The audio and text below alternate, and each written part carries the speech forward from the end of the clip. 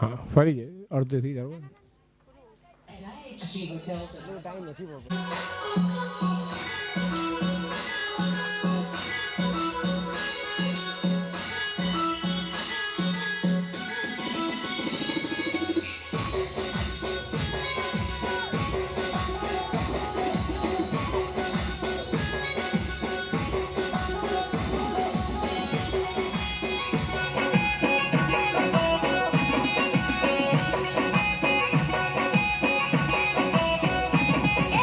ઢોલ નગાડા વાગ્યા કરે, ઢોલ નગાડા વાગ્યા કરે, મારો કાનુડો રાહડે રમ્યા કરે.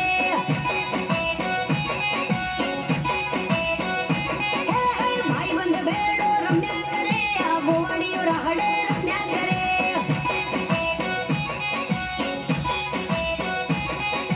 મથુરી વાહડીઓ ગાડ્યા કરે, મારી ગોપીઓને ઘેલું લગાડ્યા કરે.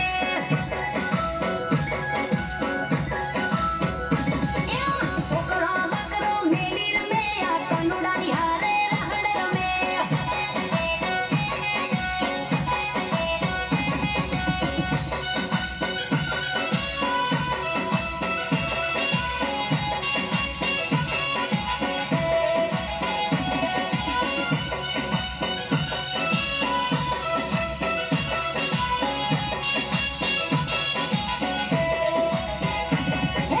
આહિરના મુરલીધર રમ્યા કરે, મારો ભરવાડનો ઠાકર રમ્યા કરે.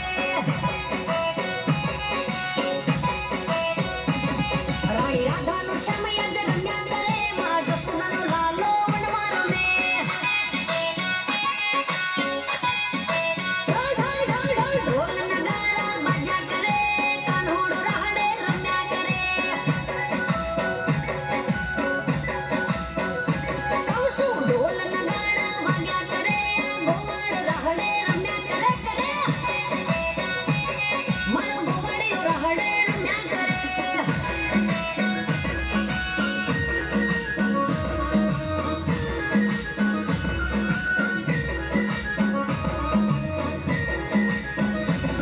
હે તને બોલાવે તારી માં, કાના રે હો કાનુડા.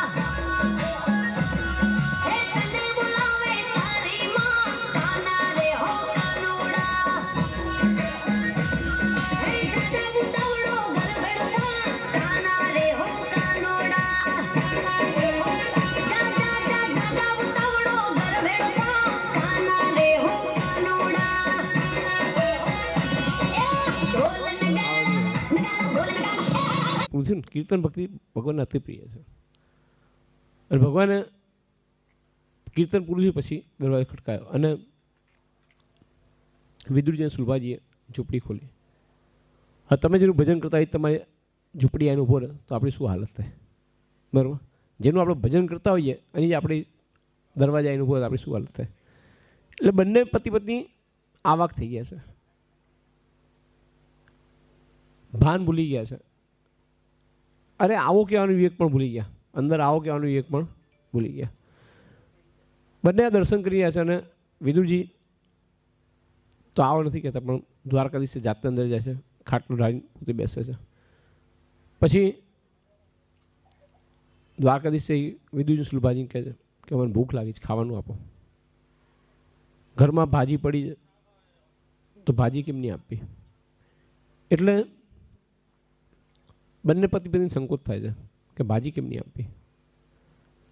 વિદુરજી દ્વારકાધીશે કહે પ્રભુ તમારા માટે દુર્યોધને ધૃતરાષ્ટ્રે 56 ભોગ બનાવડા હતા, આપ 56 ભોગ ખાઈને નથી આવ્યા. અરે કાકા જેના ઘરનું તમે ના ખાતા એના ઘરનું હું સી રીતે કહું, મેં તે ખાધું નથી. બંને પતિ પત્ની સંકોચ થાય છે. ભગવાન જાતે ઊભા થાય છે અને ચૂલા ઉપરથી ભાજી લે છે અને ભાજી ખાય છે. આજ વગર આમંત્રણે ભગવાન આવ્યા છે અને ભગવાને વગર આમંત્રણ આવીને આજે ભાજી ખાધી છે. दुर्योधन का मेवा त्यागी साग विदुर खाई सबसे ऊंची प्रेम सगाई. भगवान जाते आवे तलिका नमण रवा दो પછી કરશું અત્યારે સાઈડમાં મૂકી દો. તો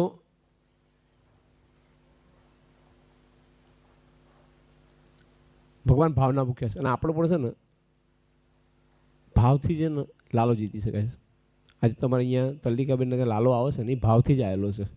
આમાં જે મારો લાલો છે ને એ ભાવથી આવેલો છે. પણ આપણે કોઈ દિવસ લાલાની સેવા કરીએ ત્યારે આપણે કોઈ દિવસ એવો ભાવ રાખ્યો જ ખરો? કોઈ લાલાને કીધું જ ખરું કે ભાઈ વિદુર ના ત્યાં ગયો તો માર ઘરે આવજે, એવું આપણે કોઈ દિવસ કહીએ છીએ? આપણે તો નવડાવતા એટલે માગવાનું ચાલુ હોય આપણે તો અંદરથી કે ભાઈ આ કામ કરવાનું બાકી લાલા યાદ રાખજે, આ કામ કરવાનું બાકી છે, આ યાદ રાખજે. પણ આવો ભાવ જોઈએ તો ભગવાનને કહું છું તમે સંપ્રદાય કઈ લેવા જતી. દુર્યોધન કા મેવા ત્યાગી સાગ વિદુર ખાઈ સબસે ઊંચી. ભગવાન કેવળ ભાવના મૂકે. આ ભગવાન છે એ કોઈ રીતે નહીં બનતા, પણ કેવી રીતે બનતા હશે તો કે ભાવથી. આને તમારી સંપદાથી આપણે વિચાર કે પૈસાદાર હશે એના ત્યાં જ ભગવાન જશે, તો કે સુદામાને ત્યાં ભગવાન નહોતા ગયા. આપણે આ છે કોઈ બંધનમાં બંધાશે. તમે એમ વિચાર કરો કે નાનપણમાં ભગવાન નહીં મળે તો ધ્રુવન પહેલાં તો ભગવાન મળ્યા હતા. આપણે કહીએ જુવાનીમાં નહીં મળે તો મીરાબેન મળે, ઘડપણમાં નહીં મળે તો સબરીને મળ્યા છે. આપણે કહીએ વિચાર કે રૂપાળાઈશું તો જ ભગવાન મળશે તો પેલી કુબજાન મળ્યા છે. આપણે વિચાર કરીશું ઉચ્ચ કુળમાં જન્મે આવીશું, બરાબર, ઊંચા કુળમાં જન્મે આવીશું, બ્રાહ્મણ કુળમાં જન્મે, તો આ વિદુષી દાસીપુત્ર છે, દાસીપુત્રને ભગવાન મળ્યા છે, બરાબર. પહેલાં જે અસુર કુળમાં જન્મ્યા છે, અસુર કુળમાં વિચારીએ કે ભાઈ મંત્ર સ્તોત્ર આવડતા હશે તો જ ભગવાન મળશે, તો ગજેન્દ્ર ભગવાન મળ્યા છે. એટલે આ ભગવાન છે ને એ કોઈ તો બંધાય એમ છે નહીં. ભાઈ ભગવાન જ્યારે ગયા ત્યારે વિદુરની ખબર છે કે ભગવાને મારે ત્યાં ભાજી ખાધી, એનો મતલબ કૌરવને ત્યાં પાણી પણ પીતું નથી. મારા જીવનની હકીકત છે કે મારા જીવનમાં તો મને એનો સહારો છે. આટલું મોટું લાલો તમે જોયા ઓછા હશે તમે બધા બેનો જેમાં, પણ તલ્લિકાબેનની કૃપાથી તમને બધાને વારંવાર જોવા મળતો કે દર વર્ષે અહીંયા નવડાવા લાવીએ છીએ અમે જલજીરણીમાં. પણ આજે મારી મૂર્તિ છે ને રાધા કૃષ્ણની, 2 મિનિટ મારે એની પણ વાત કરવી છે. મેં કાલ તમને કીધું હતું કે મંત્ર મૂર્તિની માળા બદલવાની, મૂર્તિમાં પ્રાણ હોય છે. મારો લાલો છે ને, મારા લાલો પણ બધું પૂરું કરી આપે છે. હું કથાઓ કરું છું, આટલું મારું અન્નક્ષેત્ર ચાલે છે. ઘણા લોકો પૂછતા હતા ભાઈ અન્નક્ષેત્રનું કઈ રીતનું છે. કાલે અહીંયાથી રામ ભરોસે 27 તારીખ મારે 2 ટંક ભોજનના સેવાનો સહયોગ મળ્યો છે. તો આ બધું જ મારો લાલો મને પૂરું કરી દેશે. અમારે એક અન્નક્ષેત્ર ચાલે છે જેમાં 150 માણસ સવારે, 150 માણસ સાંજે જમે છે. અમારી ઇકો ગાડી છે, ગરીબોને સવાર સાંજ 2 ટાઈમ ભોજન પહોંચાડીએ છીએ. અને એમાં અમારી તાકાત છે નહીં. 160 સોસાયટીઓ છે જેમાંથી અમને રોટલી સેવા મળે. તમારા અમદાવાદથી પણ રોટલીઓ આવે છે. તો આ રોટલી સેવા ઘણા બધા આપે છે, બધું કરે, પણ બધું મારું આ લાલો પૂરું કરી આપે છે મને. એટલે એકના આશરે રહેવું. તમારે બધાને 5 પેટ ભરવાની ચિંતા હોય, મારે 150 પેટની ચિંતા હોય છે. પણ 150 સવાર સાંજ 300 માણસ જમે છે. 300 માણસનું મારા લાલો બધું પૂરું કરી આપે છે. એટલે એકનો આશરો રાખો. એકવાર એક જંગલમાં એક સિંહ છે ને ગાયને જોવે છે. ગાયને જોવે એટલે સિંહ થાય હું આ ગાયને ખાઈ જાઉં. એટલે ગાયની પાછળ ગાય છે આગળ દોડતી હોય છે અને પાછળ સિંહ દોડે છે. ગાય છે જીવ બચાવવા માટે દોડી રહી છે અને પેલો શિકાર કરવા માટે. બંને શક્ય એટલી ઝડપથી દોડતા છે, જોયા કર્યા વગર દોડી રહી છે. અને ભૂલથી એક દલદલમાં જઈને કૂદી જાય છે. કૂદે છે દલદલમાં પડી જાય છે, ગાય ફસાઈ જાય છે. પાછા સિંહ આવે છે, સિંહ પણ લાલચમાં કૂદે છે તો એ પણ દલદલમાં પડે છે. પણ બંને છેટા પડ્યા છે, થોડા દૂર એક બેથી દૂર પડ્યા છે. દલદલમાં કેવું જેટલું બહાર નીકળવાનો પ્રયત્ન કરે ને એટલે ઘૂસતા જાય, ખપતા જાય અંદર. એટલે બંને ખપતા જાય છે. તો બંનેને ખબર હવે મરવાનું નક્કી છે. એટલે બંને સ્થિર થઈ જાય છે. પછી પ્રયત્ન કરવાનો બંધ કરી દે. હવે મારે પ્રયત્ન કરવો નથી. બંને એક જગ્યાએ સ્થિર થઈ જાય છે. બંનેને મરવાનું છે. સિંહના મોઢે ચિંતા છે કે આપણે મરી જઈશું, હજુ પ્રયત્ન કરશું તો. પણ ગાય છે એ નિશ્ચિંત છે, ગાયના મોઢે ચિંતા છે નહીં. અને પેલો સિંહ છે ને એના મોઢે ચિંતા છે. તો સિંહ મળતા ક્યાં ના કરતા, મળતો માણસો કંઈ પણ સિંહને તું કે આ ગાયને પૂછ્યું કે તું કેમ આટલી શાંતિ બેઠી છે, મને આટલી ચિંતા, તું કેમ આટલી શાંતિ બેઠી છે. એટલે પૂછ્યું કે જો આપણા બેનું મરવાનું નક્કી છે, પણ તારા મોઢે ચિંતા દેખાતી નથી અને મારા મોઢે આટલી ચિંતા છે મરવાની, એનું શું કારણ છે? એટલે ગાય છે સુંદર જવાબ આપે છે કે જો મારો એક છે ને, મારો છે એક ધણી છે, રોજ હું છે ને એને પેલું દૂધ આપું છું. રોજ સાંજે એક ધણી મારો મેં માથે ધણી રાખ્યો છે, એને હું રોજ એ મને 4 ખવડાવું, એને દૂધ આપું, બરાબર. આજ સાંજે હું ચરીને પાછી ઘરે નહીં જાઉં તો મારો ધણી છે ને મારો માલિક છે ને એ મને શોધતો આવશે અને મારા પગલે પગલે એ શોધશે મને અને એ જંગલમાં આવશે અને મને દલદલમાં જોશે ને તો દોરડું નાખશે, દોરડું નાખીને મને બહાર કાઢશે.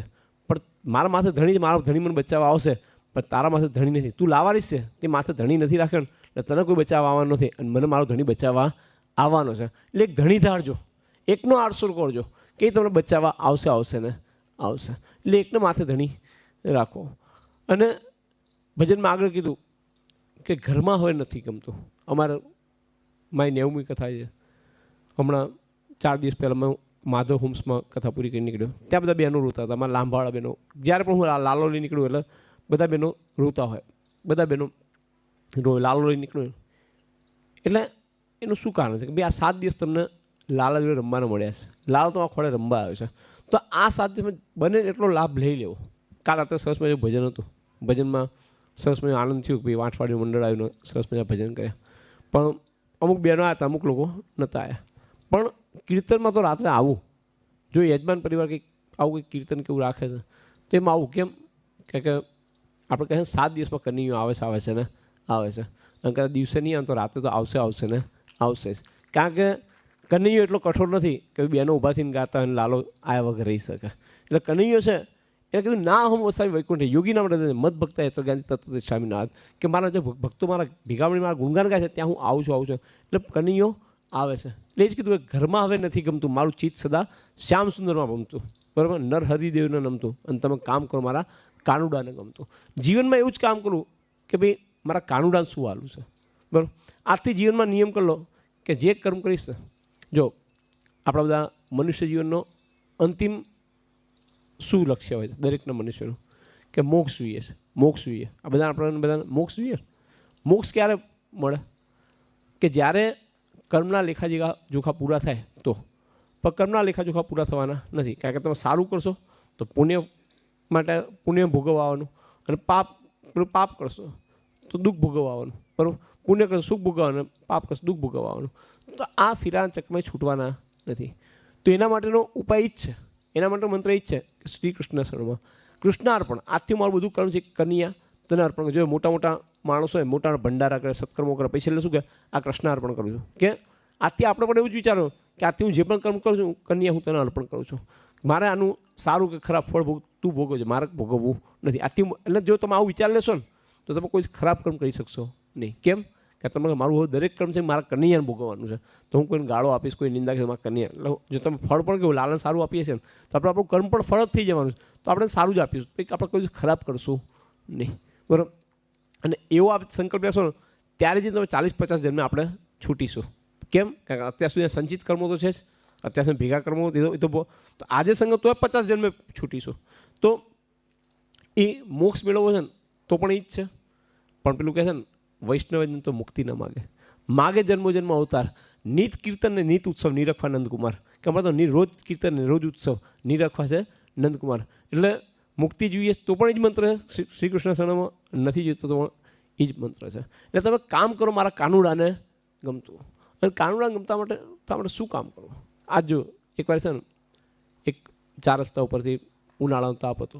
ઉનાળામાં એક ભાઈ 4 રસ્તે ગાડી લઈને જતા હતા, અને એક નાનકડો બાળક છે એ ભીખ માગવા આવ્યો, ગાડીનો કાચ ખખડાયો. એટલે પેલા જોયું કે આના પગ બળી રહ્યા છે, એટલે એને કાચ ખોલ્યો અને એને પૈસા આપ્યા, અને બિસ્કીટનું પેકેટ એને આપ્યું, પાર્લેનું પેકેટ આપ્યું ને પૈસા આપ્યા. પણ પેલા ભાઈને દયા આવી કે આના પગ બળી રહ્યા, આ છોકરા પગ બળી રહ્યા છે. તો ભાઈ ગયો 4 રસ્તે, થોડી વાર રહીને ચપ્પલ લઈને પાછો આવ્યો. હવે આ છોકરાને કહેશે કે લે આ તું ચપ્પલ પહેર. એટલે પેલો ચપ્પલ પહેરે છે ને એટલે તરત છોકરો છે ને એ ભાઈને કહેશે કે તમે ભગવાન છો ને? કે ના હું ભગવાન નથી. જો તમે ભગવાન નથી ને તો નક્કી તમે ભગવાનના મિત્ર છો. તમે ભગવાનના મિત્ર છો. કેમ?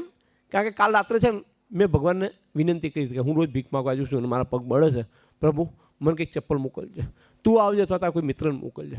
અને આજે મેં કાલ કીધું તમે આ ચપ્પલ લઈને આવ્યા ને એટલે મને ખબર છે કે તમે ભગવાનના મિત્ર છો. એટલે પેલો જતો પેલો ભાઈ રડવા લાગ્યો. અને પછી એને થયું કે ભગવાનના મિત્ર થવું એ સહેલું છે, ભગવાનના મિત્ર થવું અઘરું નથી, ભગવાનના મિત્ર થવું છે એ સહેલું છે. એટલે તમે કામ કરો મારા કાનુડાને ગમતું, બરાબર. તમે કોઈ પણ કામ કરો ભાઈ. અહીંયા તમારે તો અહીંયા સારું છે કે આ એક સરસ ચોકડી છે કે તમારે દર ફાગણી બધા અહીંથી ચાલતા જતા એ ભક્તોની તમે સેવા કરી દો, જે ચાલતા જાય છે એની કોઈ સેવા કરી લો, અથવા કોઈ ગરીબના છોકરાની ફી ભરી આપો. તમે કોઈ પણ સત્કર્મ કરો, મારા કાનુડાને ગમતું કામ કરો, બરાબર, પણ ખરાબ કર્મમાં ના પીએ. સત્સંગ કરજો, બરાબર, પણ કુસંગ ના કરતા. સત્સંગ છે ને, અને સત્સંગ સતત કરતા રહેવાનું છે. સતત કેમ આપણને નહીં ઘણી વાર થાય કથા કેટલી વાર સાંભળી, ફરી સાંભળવાનો શું ફાયદો? પણ સતત સત્સંગની જરૂર છે કે વહેતું પાણી હોય ને એ નિર્મળ રહે. સરોવરનું પાણી છે ને ડોળું થઈ જાય, જે સ્થિર થઈ જાય છે ને પાણી એ ડોળું થઈ જાય છે. અને કુસંગ તો કરતા જ નહીં, કારણ કે એક ટીપું હોય ને, જેમ કે 50 લીટર તમે ખીર બનાવી, આજે ખીર બનાવી હતી તો ખીર હતી, અથવા 50 લીટર ખીર બનાવી હોય, પેલું કેસર નાખીને કાજુ બદામ બધું નાખીને બનાવી હોય, પણ એમાં એક ઝેરનું ટીપું પડી જાય તો એ ખીર ખાવા લાયક રહે, બરાબર. પણ ખીર બનાવતા કેટલી મહેનત લાગે છે. હવે એક ટીપું ઝેરનું જે નાખે છે એનો જીવ નહીં, પણ આપણો કેટલો જીવ પડે છે. તો આપણું જીવન એવું જ છે, માંડ સાચવીને આપણે મોટા થયા છે. અને કુસંગનું એક ટીપું પડે આખી ખીર બગડી જાય. અને એક ખેડૂત છે, તમે અહીંયા ખેતીવાળા છો, તમારા એક માવઠું આવી જાય તો કેવું જીવ બળે છે. આટલી મહેનત કરી, 3 મહિના પહેલાં ખેડૂતે મહેનત કરી, પેલું વરસાદ આવી ગયો, આખો પાક બગાડી દીધો, આખો પાક, આ ઊભો પાક બગડી ગયો, આપણો જીવ બળે છે ને. તો પછી આપણે કોઈકની કાન ભંભીણી કહીએ, અથવા કોઈના ઘરમાં આગ લગાવીએ છીએ, અથવા આપણે પોતે કુસંગ કરીએ, આપણે પોતે બગડીએ છીએ, તો આપણે કોનો પાક છીએ? આપણે એનો પાક છીએ. આપણે કોનો ઊભો પાક છીએ? આનો ઊભો પાક છીએ. જ્યારે આપણે બગડીએ છીએ એનો દુઃખ નહીં થતું હોય. આજ પેલા ખેડૂતનો પાક બળે, આપણને જીવ બળે કે પેલા ખેડૂતનો પાક બગડી ગયો, તો આપણે બગડીએ છીએ, આપણે ખોટું કર્મ કરીએ. ભગવાન શું છે કે આ જીવને મેં આટલું સરસ આપ્યું, સરસ મને મનુષ્ય દેહ આપ્યો, આંખ આપી, કાન આપી, આ બધું વસ્તુ અલૌકિક છે સાહેબ. આપણને જે ભગવાને આપી છે ને એ બધી વસ્તુઓ માણસો નથી બનાવી શકતા સાહેબ. આજે જે પણ વસ્તુ આપણને આપી છે અને આપણે આ ઊભો પાક બગાડીએ તો આનો જીવ ના બળે. એટલે તમે કામ કરો મારા કાનુડાને ગમતો, અને ના કરી શકો તો કંઈ નહીં, પણ બીજાના કાન ઘરમાં જઈને તો પેલી કાન ભંભીડીઓ કરશો જ નહીં. કોઈને બગાડશો, કોઈને દારૂ કે જુગારના રવાડે ચડાવશો નહીં. કોઈકને ભક્તિની માળા પકડી શકો તો સારું. ચલો, આ શીલાબેન આજ વાણીની પરબ ખોલી, આમાંથી 5 માણસે ઘરે કન્યાઓ પધરી છે આ કથા સાંભળી, અને 5 માણસે કન્યાઓ પધરાવશે તો આ કથા લેખે લાગશે. કથા છે ને દક્ષિણા લેવાથી, દક્ષિણા દેવાથી કથા પૂરી નહીં થતી. કથા ક્યારે પૂરી થાય છે કે કોકના મનમાં આ કન્યાઓ આવીને વસે, કોઈક કન્યા પૂજા કરતું થાય. જેના ઘરમાં કન્યાઓ છે અને કન્યાની પૂજા વધારે સારી સેવા કરતો ચાલુ થાય. ઘણા લોકો તો ઘરમાં કન્યાઓ રાખ્યો હોય તો પછી એ અખાડા ખાતે પડ્યો ને પેલા આપણા પર કામ મારવા. એક બેન હતા, અમે હમણાં એક બેનના ઘેર ગયા તો પેલા કન્યા વાઘાને ટાંકો સીવતા હતા. કેમ બેન ટાંકો સીવે? તો કે બસ હવે આવતી જન્માષ્ટમી, આ જન્માષ્ટમી પહેરાય તો આવતી જન્માષ્ટમી, એટલે અને રોજ પહેરાવાના હોય વાઘા, બરાબર. કેટલી વાર લાગે આ લાલાની સેવા કરતાં? કેટલી વાર લાગે? 5 મિનિટ 7 મિનિટ લાગે, બરાબર. પણ આપણે તો 5-7 મિનિટ આપણી પાસે હોય નહીં. જેને આપણને સમય આપે એના માટે સમય નથી આપણી પાસે. તો તમે કામ કરો મારા કાનુડાને ગમતો. અહીંયા વિદુરજી છે, વિદુરજીએ વિચાર્યું કે ભગવાને કૌરવને ત્યાં પાણી પર વિધું, કૌરવનો વિનાશ નક્કી છે. લાય હું એક વખત હજુ સમજાવજો. વિદુરજી આવે છે અને ધૃતરાષ્ટ્રને સમજાવે છે કે ભાઈ, જ્યારે વંશનું બહુ પાપ ભેગું થાય ને ત્યારે એક દુરાચારી પાપાચારી પુત્ર પેદા થતો હોય, અને આ દુર્યોધન છે ને એ આપણા વંશનું પાપ છે. આપણા વંશનું પાપ છે. તું એની વાતો માની છે, તું પાંડવને મને રાજ્ય આપી દે. એટલે આમ સૈનિક જઈને દુર્યોધન કહી આવે છે કે વિદુર કાકા આવ્યા છે અને તમારા વિરુદ્ધની ચડામણી કરી રહ્યા છે. એટલે કે તમે સભામાં હાજર કરો. બોલાવે છે અને પછી નિંદા કરે છે કે મારા રાજ્ય પર મારી ખોદણી કરે છે. એ સમયમાં વિદુરજીમાં એટલી તાકાત હતી કે આંખ ઊંચી કરીને જોયો તો પેલા બાળી ભસ્મ કરી શકે. દુર્યોધનને બાળી ભસ્મ કરી શકતા હતા, પણ સજ્જન માણસ પોતાની તાકાતનો દુરુપયોગ ના કરે. અને પેલા નિંદા કરી, નિંદા સાંભળી બહાર જતા. અને નિંદાનો બહુ સારો ગુણ છે. શું? કોઈક આપણી નિંદા કરે શું થાય? આપણું પાપ ધોવાય. વગર સાબુ વગર પાણી આપણું પાપ ધોવાઈ જાય અને એનું પુણ્ય આપણા માથે આવે. એટલે આપણે કોઈક આપણી નિંદા કરતો કરવા દઈએ, પણ આપણે કોઈ નિંદા કરવી નહીં. અને આ કૌરવ હતું એમાં પુણ્ય હતું નહીં, પણ જે થોડું ઘણું પુણ્ય હતું એ આજ કોણ લઈને બહાર નીકળી ગયું છે? વિદુરજી. વિદુરજી બહાર લઈને નીકળ્યા અને રાજમહેલની બહાર દ્વારકાથી ચતુર્ધારના ફરીથી એમના દર્શન થયા. અને ચતુર્ધાર વિદુરજીને કહે છે કે આ દિન સુધી વિદુર કાકા તમારા પુણ્ય પ્રતાપે આ લોકો બચી રહ્યા છે, તમારા પુણ્ય પ્રતાપે બચી રહ્યા, તમે અહીંથી જાઓ તો મારા કૌરવનો વિનાશ કરો. દરેક ઘરમાં એક પુણ્યશાળી આત્મા હોય અને એ પુણ્યશાળી આત્માને લીધે આખું ઘર ટકી રહે. અને મોટા ભાગે એને લોકો ગોદા મારતા હોય. તો આપણા ઘરમાં પણ કોઈક એવું પુણ્યશાળી આત્મા હોય તેને ગોદા મારવા નહીં. જો અહીંયા વિદુરજી ગયા તો કૌરવનો નાશ થયો, ત્યાં વિભીષણ નીકળ્યો તો રાવણનો નાશ થયો. એટલે દરેક ઘરમાં એક પુણ્યશાળી આત્મા હોય અને એ પુણ્યશાળી આત્માના લીધે આખું ઘર ટકી રહે. પણ મોટા ભાગે લોકો એને જ ગોદા મારતા હોય. પણ એને બને તો એની હાંસી ના કરી, એ ભગતની હાંસી ના કરી. મોટા ભાગે ઘરમાં એવું થતું હોય. તો અહીંયા વિદુરજી નીકળ્યા છે. પછી વિદુરજી તીર્થયાત્રા ગયા અને તીર્થયાત્રા ગયા છે. ત્યાં એમનો ભાટક બેટો કોની થાય? શું જોડે છે? તો કે ઉદ્ધવજી જોડે. વિદુરજી આ તીર્થયાત્રા ગયા ત્યારે અવધૂત વેશે ફરતા હતા અને યમુના નદીમાં રમણ કરતા હતા ત્યારે ત્યાં આગળ ઉદ્ધવજી આવ્યા. ઉદ્ધવજી એમને ઓળખી ગયા કે હું તમને ઓળખી ગયો છું, આપ મહાન ભગવત ભક્ત વિદુરજી છો. બંને સત્સંગી ભેગા થયા છે. એટલે આ યમુનાજીમાં ઉછાળા મારી રહ્યા છે કે મારા લાલાની લીલાઓનું વર્ણન થશે. આજ કંઈક સત્સંગ થવાનો છે. જ્યારે સત્સંગી મળે, બે જ્ઞાનીઓ મળે તો કઈ પરાકાષ્ઠા આવે. પેલું કે 4 મિલે और 64 से और 20 रहे कड़जोड़, हरि के जन से हरि का जन मिले तो हंसे 7 करोड़. કે 4 મિલે, બે જ્ઞાનીઓની 4 આંખો મળે તો બે 4 આંખો મળે. 4 મિલે 64 હશે और 20 રહે કરજોડ, કે 10 20 આંગળી મળે છે.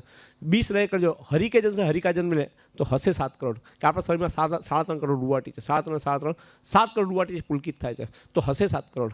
એટલે જ્ઞાનીઓ મળે ત્યારે આ પ્રકાશ થાય. આપણા દુષ્ટો મળે ત્યાં શું થાય? લોકોની નિંદા થાય, ખુદણી થાય. એટલે પેલું કે જ્ઞાની સે જ્ઞાની મિલે તો કરે બાતમ બાત, और ગધે સે ગધા મિલે તો કરે લાતમ લાત. તો યમુનાજી ઉછાળ મારી કે મારા લાલા લીલાનું વર્ણન થશે. અને ઉદ્ધવજી છે એ વિદુરજીને કહે છે કે વિદુર કાકા, મળતા સમયે, અરે એમના અંત સમયે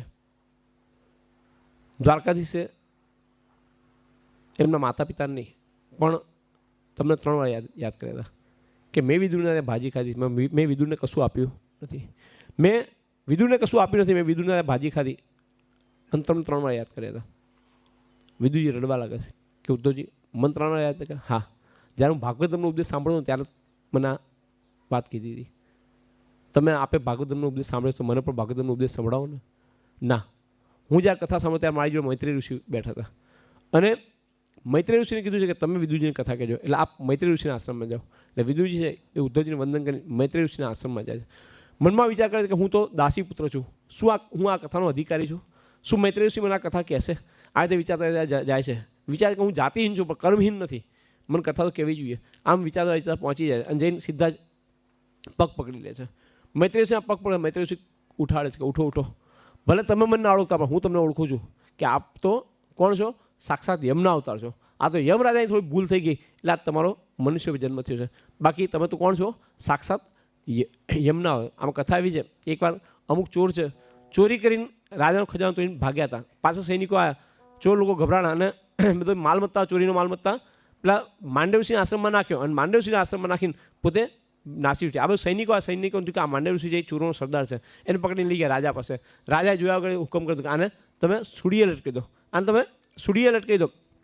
પણ માંડવ ઋષિનું તપનું બળ એટલું બધું હતું ને, ગાયત્રી મંત્રના તપનું બળ, ગાયત્રી કરવી, બ્રાહ્મણોએ ગાયત્રી કરવી, કે ગાયત્રી મંત્રના તપનું બળ એટલું બધું હતું ને કે ગાયત્રીના પ્રભાવે, ગાયત્રીના તપના પ્રભાવે આ માંડવ ઋષિએ પોતાના ગળામાં સૂળ દાખલ થવા દીધી નહીં. સૂળ દાખલ ના થવા દીધી